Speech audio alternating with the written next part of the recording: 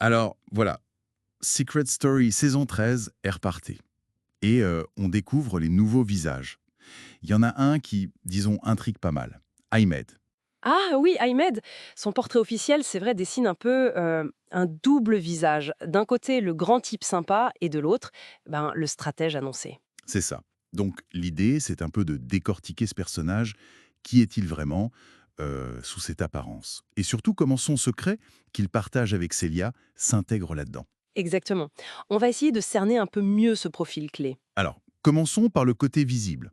Il a 25 ans, vient d'Épinay-sur-Seine, il est très grand, 1,98 m. Oui, le Benjamin d'une famille de 7 enfants aussi, ça donne une image. L'image du gentil géant un peu, non? C'est un peu ça, ou du moins l'image qu'il semble vouloir donner au début. Il se décrit comme jovial et rigolo. Et il y a cette anecdote marrante sur son métier, motion designer. Ah oui, choisir ce métier parce qu'il adorait le générique de Secret Story et se retrouver dedans. C'est assez cocasse, on va dire. Ça renforce ce côté un peu sympa décalé. Mais il dit lui-même que cette sympathie, c'est peut-être une arme. Je le cite à peu près. Les gens vont rigoler avec moi, mais rigolent. C'est là qu'on a les vérités, j'entends tout. Tout à fait. Et ça, c'est intéressant parce que l'humour n'est plus juste un trait de caractère. C'est présenté comme un outil. Euh, Exactement, un outil de collecte d'infos, quoi. exactement. Il le dit sans détour, donc la façade rigolote, elle est peut-être pas si innocente que ça. Et c'est là qu'on bascule, parce que ces autres déclarations, elles, contrastent fort avec ça. Il annonce la couleur niveau stratégie. Ah mais complètement. Il cache pas du tout son jeu, enfin, son jeu supposé. Il dit prendre un malin plaisir à créer des retournements de situation. Il veut être le roi des fausses pistes, de l'incompréhension. Ça sonne pas vraiment comme le bon copain de service.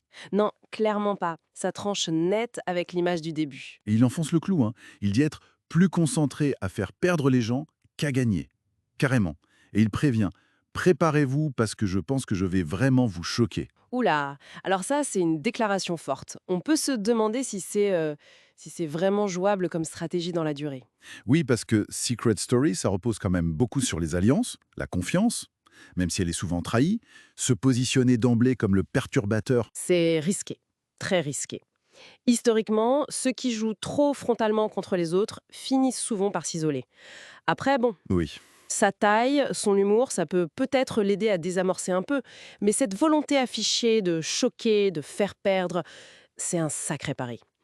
Est-ce que c'est une posture de départ ou sa vraie nature dans le jeu difficile à dire pour l'instant. Et comme si c'était pas assez complexe, il y a ce fameux secret, partagé avec Célia et révélé direct par la voix. Les gardiens de la transparence. Ah oui, et ça, c'est pas un petit secret perso, c'est un secret qui leur donne un pouvoir concret dans le jeu. C'est ça le truc. Ils ont accès à des images exclusives des autres, dans une pièce secrète, et ils peuvent choisir de diffuser ou pas ces images à toute la maison. Ce qui est énorme. Ce n'est plus juste j'ai un secret à cacher, c'est je détiens de l'info et je contrôle sa diffusion. Un levier d'influence majeur potentiellement.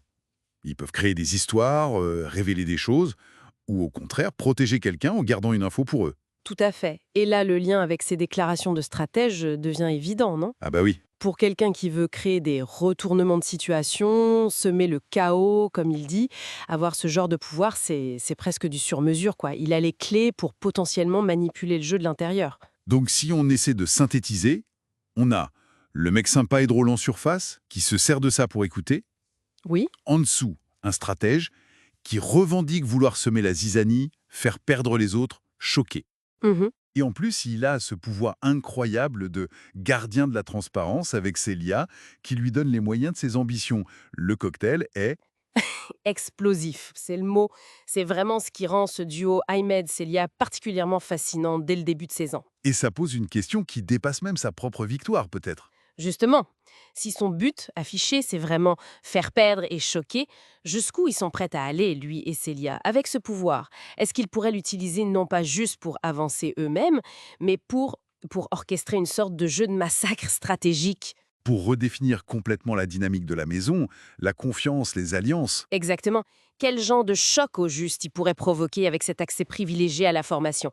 Ça, ça promet pour la suite, on peut dire. Le potentiel est là, c'est certain.